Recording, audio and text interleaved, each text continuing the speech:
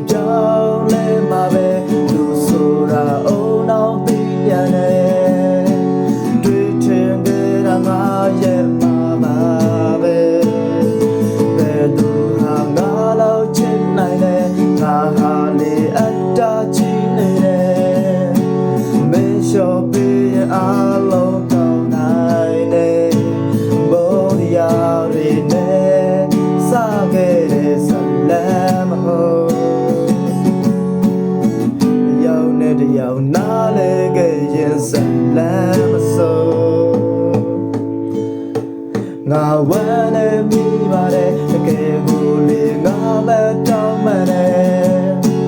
မင်းလည်းငါလိုတွေ့ခဲ့တဲ့ပါတယ်ဒီလိုမဟုတ်မင်းကနောက်လူနဲ့တာယာက nice out trend နေတယ်ငါချင်းလေးပြောတာချခဲ့ရပါတယ်